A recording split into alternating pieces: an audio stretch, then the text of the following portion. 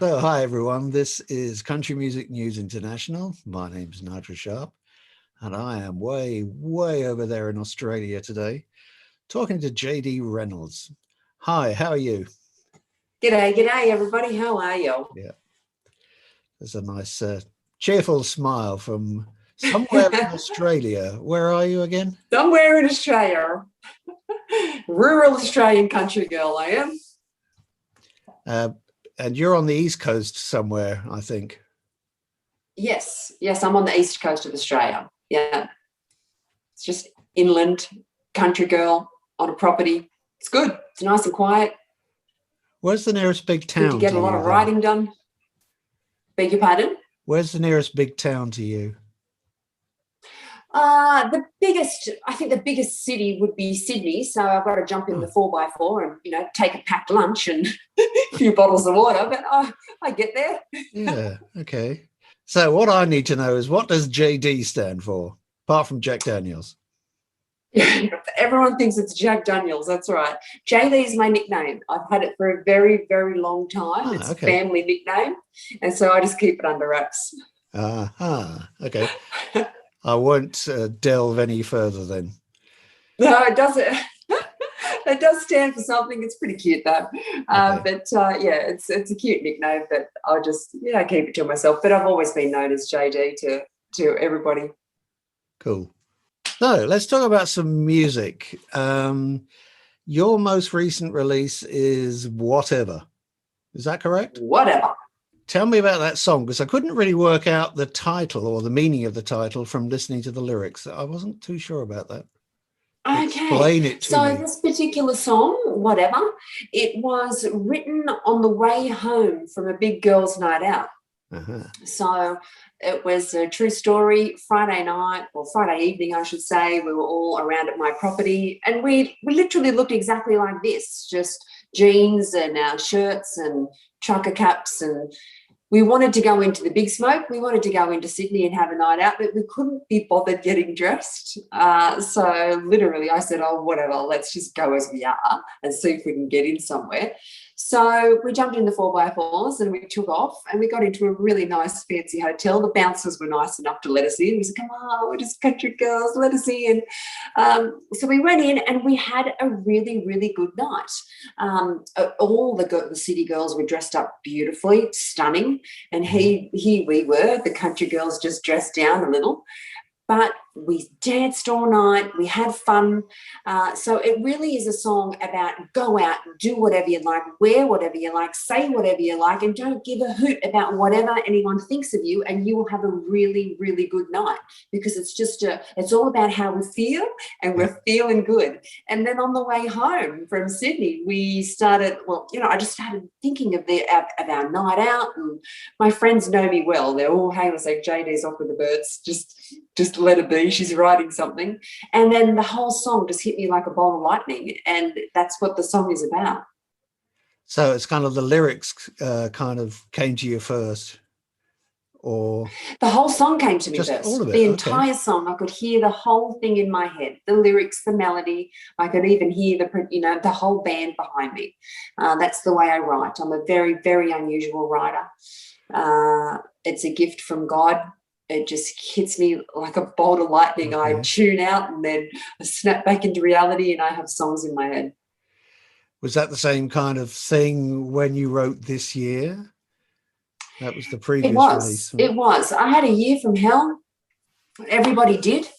And it wasn't just about the pandemic or the bushfires that we'd suffered through here in Australia, and then the floods, and then COVID hit us. So we were on our knees when COVID hit us in Australia.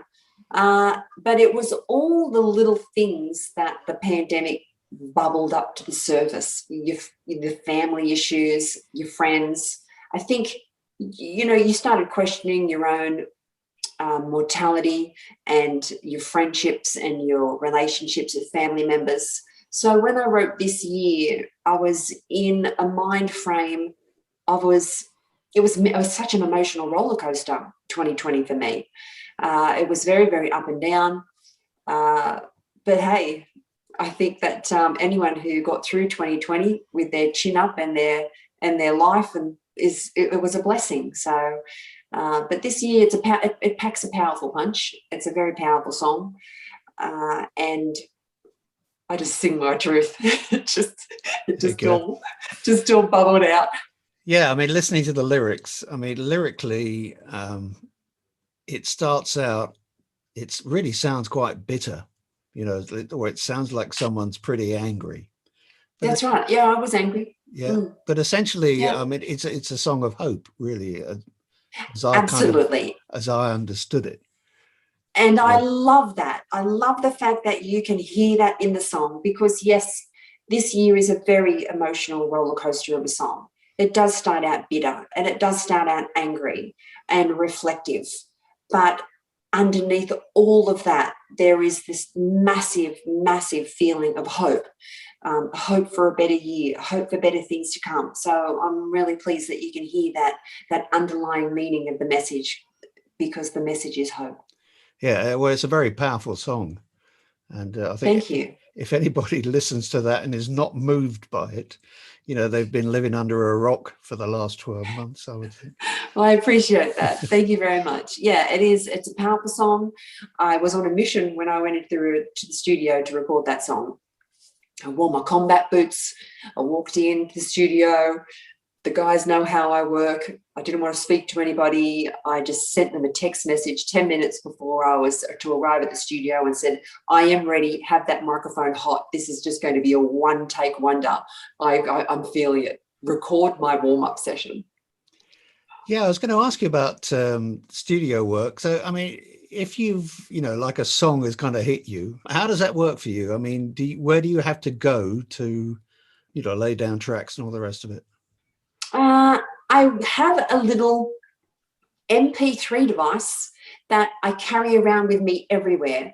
So if other girls are carrying around their handbags and their lipsticks and whatever else, I've got my little baby MP3 recordable voice recorder, and I love it. I don't go anywhere without it. I actually got it on me right now, just in case I have to say, hang on, I want to record something. But our song will hit me. I will hear everything. I will hear the melody. I'll hear my lyrics, and I will get my little device out and I will record it straight into my device, and then I won't stop. I will continually sing. I can hear the guitars doing this, and then I'll scat them with my voice. I can hear the banjos doing this, and I'll scat them. I can hear the drums doing this, and I will beatbox them. It's very, very interesting. So my co-producer finds it quite fascinating the way I write, but it's been wonderful working with Braddon Williams, because I feel that he is a producer, not only just magnificent producer who's worked with the best of the best, you know, Beyoncé and P. Diddy and Snoop and ridiculous Kelly Clarkson, but he can really pull out of my head and what I've sent him and put it down on track, which is, we work remarkably well together. And I can imagine it would be quite difficult to work with an artist like me who can hear everything so specifically in my mind. And I want things exactly the way I hear them. Going back to the music, you were talking about the album. Is this album actually out? That's not quite clear to me. Or is it coming out? No, it's not out. Right. No, I have not released a full-length album. It will be released later in the year, and I'm very, very excited about it. Yeah, that sounds good. So, I mean, is it complete, or are you still writing or still recording? It's still getting tweaked. Yeah, it's complete. It's written, and it is pretty much 99% done. Okay. Yeah, you'll have to let us know when the album comes out, because I certainly will. I certainly will. Thank you. Check that out. What kind of opportunities have you got in Australia for playing in clubs? I mean, for actually doing live gigs or festivals and that kind of thing? Oh, look, hopefully, and, you know, pray to God that everything, you know, settles down and the world over. So, you know, we can all get back to our lives. But COVID has hit the live scene extremely brutally with musicians. But opportunities, look, you know what Australia's like. There's a pub or a hotel on every corner. True. And I feel that with Australians, regardless of what kind of club you're in or pub you're in or concert that you're giving, if you're good at what you do, Australians will love it. With country music, I don't really have to just play in a country music venue. I think if you are a good artist and you're playing good songs, the Australian people really embrace you just for being good. So anything else lined up for this year? Or let's say, you know, what are your ambitions for this year and for the future in general? Absolutely. My ambitions for this year is to get that album completely 100% finished. Right. I'm very proud of it. I want to get it released because it is a full story. The whole album tells a story from start to finish. So I'm very, very much looking forward to that.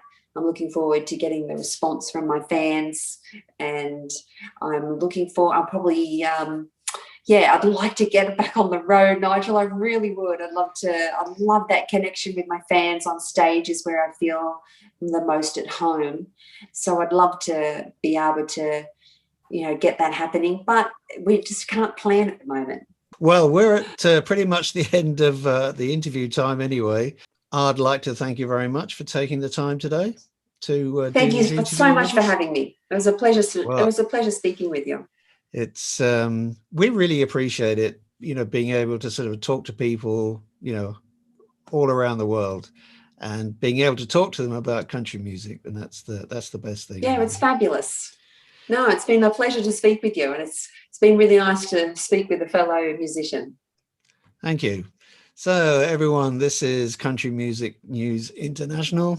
I've been talking to JD Reynolds way over there in Australia. My name's Nigel Sharpe, and we're going to say goodbye to you all. Thanks for tuning in, and again, thanks to JD. So I'm going to just give you a quick wave goodbye, and you take care of yourself. Sure will. You too. Thanks. Bye.